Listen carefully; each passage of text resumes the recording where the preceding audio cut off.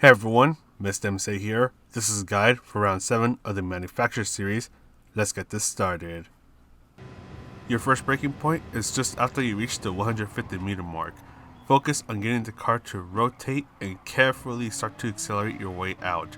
Do not hit the green area on the left, otherwise you'll get a rude surprise. For this next turn, look for this orange marker in between the 100 and the 50 meter mark. You'll brake right before it. Use a quick burst of braking so you can slow down and get the car to rotate as you ease off of the brakes. Look for this path on the right as you'll start to ease off of the throttle once you start to pass it. Just try to stick to the right side of the track. Then brake before you reach the 50 meter mark, so you'll be braking hard for a moment, then slowly ease off of the brakes. Slowly apply the throttle as it's easy for the car to want to spin out here.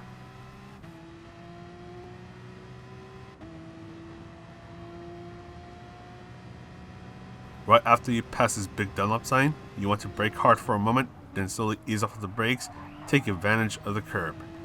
Then use this big white line on the left as your next braking point. Brake hard for a moment, then ease off of the brakes to help the car rotate a bit more through this turn.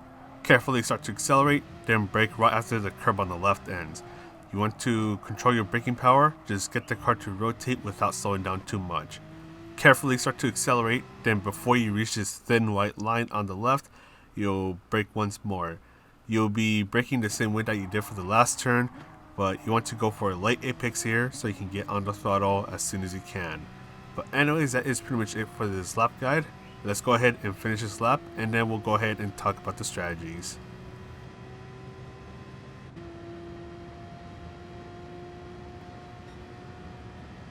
For the qualifying session, you only have 5 minutes to try to get a good qualifying time. So chances are people in your lobby might start to fuel burn, so you'll want to join them if you do. Even though the fuel consumption rate is at ×3, you can still burn off a decent amount of fuel before you start your flying laps. You also want to find someone that you can get the slipstream out of, as it's going to play a key role in trying to get a good qualifying time. So make sure you find that someone to get it out of before you reach that main straight as you finish your out lap.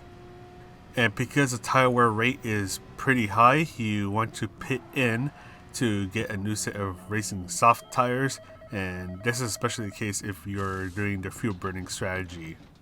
So we're going to go ahead and change the tires, and we're going to see that someone is coming over in a moment and he's doing another flying lap. So what we're going to do, we're going to go ahead and get right behind him.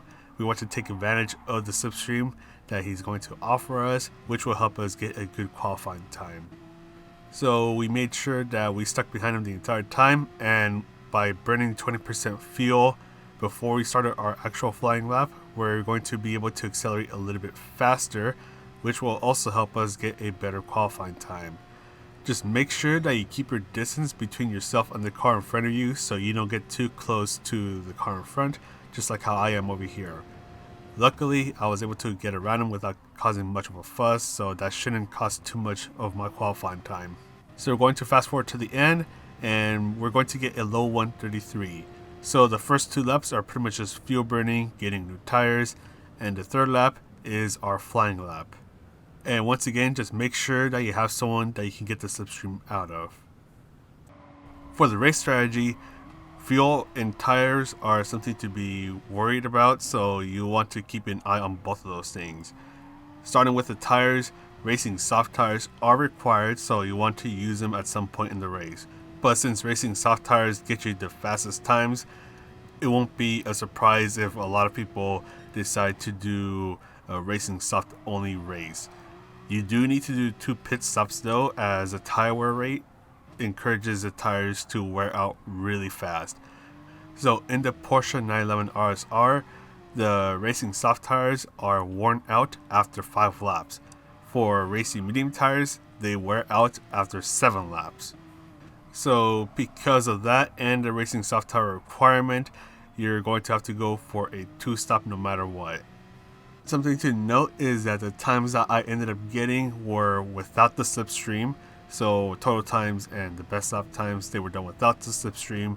So if you were to do a practice race or the actual race itself and you're constantly under someone's slipstream, your times will most likely be faster than mine. The other thing is that because of the slipstream, if you're under it as you go through some of the higher speed corners, you're not going to have as much of the downforce you need to go through the turns, so you might end up scrubbing your tires a bit, which will increase the tire wear. So you do want to be a bit more careful about that to make sure that you don't burn your tires so early. If you're in a car that has heavy tire wear, then the medium strategy will help you out a little bit. And the other thing is that you'll be able to get a bit more consistent times, even though your times will be a bit slower, because with the racing soft tires, you'll be able to get good lap times for maybe 2 or even 3 laps, but then after that, the tire wear will be bad enough to where your times will be significantly impacted. With the racing medium tires, of course, once again, they're a bit slower, but because of the tire wear rate on the racing soft tires and the big long straight, it's possible to keep up with those on the racing soft tires. And if you do the racing medium tire strategy, the way that's described on the chart, you'll be pitting as late as lap 12 for your final pit stop. You'll be on newer tires, and those on the racing soft tire strategy, they'll be on older tires, which will give you an opportunity to attempt an overtake on some of those who are struggling with their high tire wear. As for the fuel issue, all you want to do is a short shift. So in my practice tests, I have been shifting when the bar on the bottom of the screen is somewhere between 75 to 85% full, and that's helped me make it throughout the entire race without having to refuel at all. The slipstream will help you out with that as well. But anyways, that is pretty much it for this guide. So I'm going to go ahead and sign off now. So this is Mr. MCA wishing you a good race, and I'll see you in the next video.